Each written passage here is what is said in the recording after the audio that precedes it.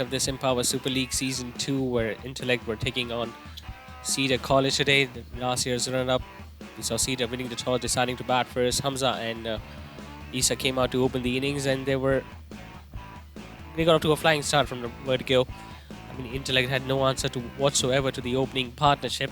They kept scoring runs on either side of the wicket. We saw SN struggling early on with the new ball when he kept bowling outside the off-stump, and because of which they gave away so many extra runs too, because towards the end of the innings we saw 28 runs were given to Cedar. Hamza was very severe on anything on the leg side. The spinners bowled really well for Intellect when they stopped the flow of runs. There were a few run-out opportunities that they missed, because of which I think Cedar got away from them. Few big shots hit towards the leg side from Hamza before he lost his wicket.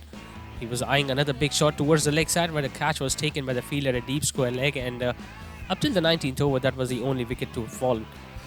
Adam Isa then started to take control after the dismissal of his opening partner. He made sure that whenever there was a bad delivery and offer, he made sure that he put that in the gap and tried to get as many boundaries as possible. Ahmed S. and the young left-arm Chinaman from Intellect was a bright prospect, but even he started to give away a lot of runs towards the end of the inning, especially in his last over.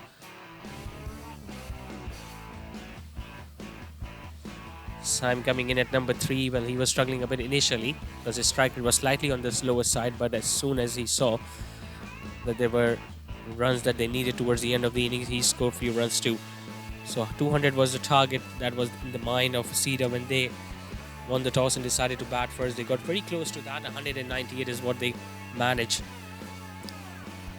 in the 20 overs. In the last over alone, they lost a couple of wickets,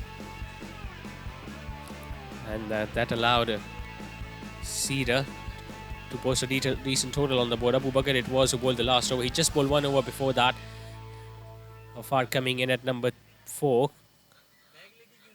Got few runs too as well. I mean, just 7 runs. That's how he picked up his second wicket, Abu Bakr.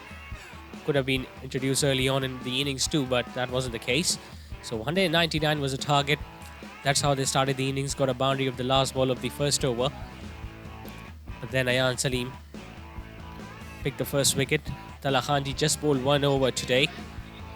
He was very expensive, but then it was all about the spinners, Mohammad Batla and Usman.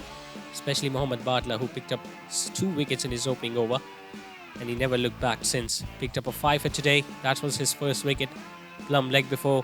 There were a bit of question about his second wicket when the ball was just pitching outside the leg stump, but the umpire thought it was a little too close. Usman getting a couple of wickets as well in his first over, and there was a bit of competition going on between the 2 leg spinners as to who is going to end up with more wickets to his name. That was excellent glove work from Hamza.